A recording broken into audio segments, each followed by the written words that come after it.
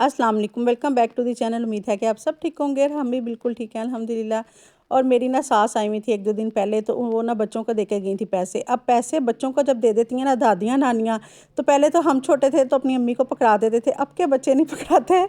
तो उन्होंने फिर की जी पार्टी, तो वो लेके आए थे, फिर इन्होंने मंगवा लिया। वो जब चली गई ना तो रात को फिर इन्होंने जी ऑर्डर किया अपने लिए, कुछ ने सैंडविचेस मंगवाए और साथ में मंगवाया पिज़्ज़ा।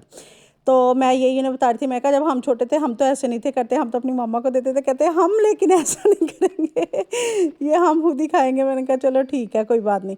तो अब के बच्चे बड़े तेज़ हैं। अब तो अगर कोई ईदी भी देता है ना बच्चों को, तो बच्चे इतने छोटे छोटे से बच्चे होते हैं, अभी 2-3 साल के होते हैं, इतना कोई समझ नहीं होती, लेकिन उन्हें पैसों की बड़ी समझ होती है। तो वो माँ और बाप दोनों में से किसी को भी नहीं पकड़ाते, वो कहते हैं नहीं हमारी ईदी है हमने ही रखनी है, तो वो खुद ही रखते हैं। तो अब खैर मेरे बच्चे भी ऐसे ही हमेशा करते हैं। तो अब वो समझदार हो गए हैं ना, तो अपनी ईदी हो या कोई वैसे भी घर में आए इनको दे के जाए ना कोई बड़ा, तो ये पैसे अपने पास ही रखते हैं कि जी हमें दे के गए हैं।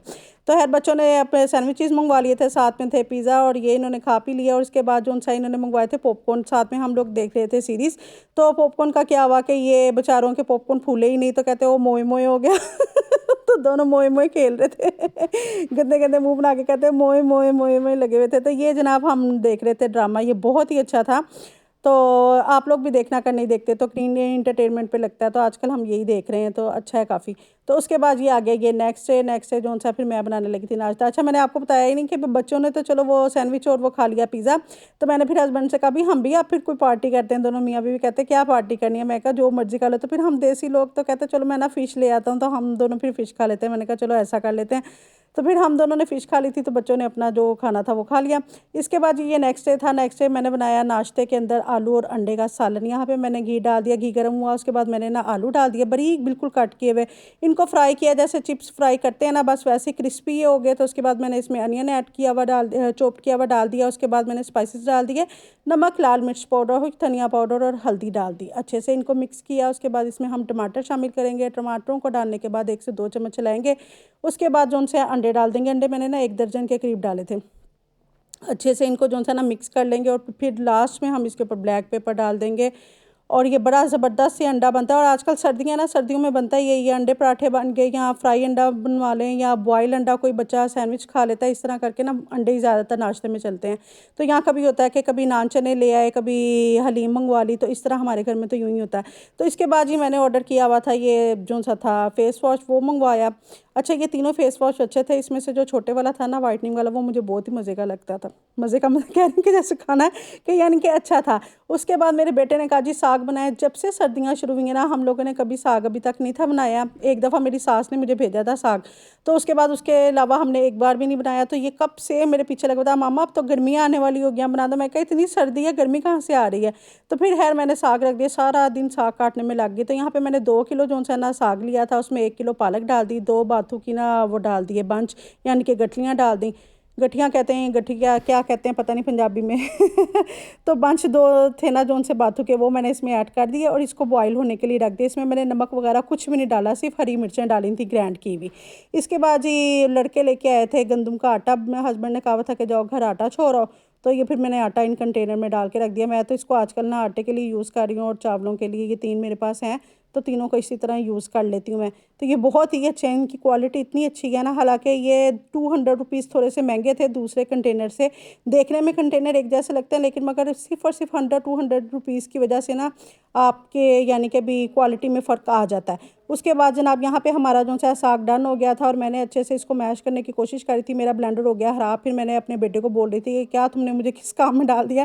फिर वो अपनी ताईजान के पास गया, कहता बड़ी मम्मा मुझे ना ग्राइंडर अपना दे दे, मैंने साग ग्राइंड करवाना, मामा ना कह रही है कि मैंने करना है। तो वो फिर लेके आया। ऊपर से ये होता है जॉइंट फैमिली का ना फ़ायदा, कि कोई चीज़ ख़राब हो तो आप दूसरे से मांग लेते हैं, या कोई चीज़ अगर ख़त्म हुई हो तो एक दूसरे से ले लेते हैं। यहाँ पे लगाते हैं जी साग को तड़का। पैन के अंदर मैंने घी डाल दिया और चॉप किया हुआ गार्लिक और जिंजर डाल दिया। वो हल्का सा फ्राई हो गया, उसके बाद मैंने इसके अंदर डाल दिया जी साग।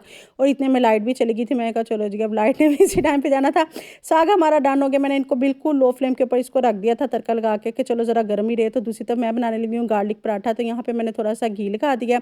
उसके बाद इसके ऊपर चॉप्ड किया हुआ गार्लिक और चॉप्ड की हुई ग्रीन चिलीज डालेंगे, और इसको इस तरीके से फोल्ड करते जाएंगे। अच्छा ये इतने मज़े का गार्लिक पराठा बनता है, अगर आपने कभी भी नहीं ना खाया खाया।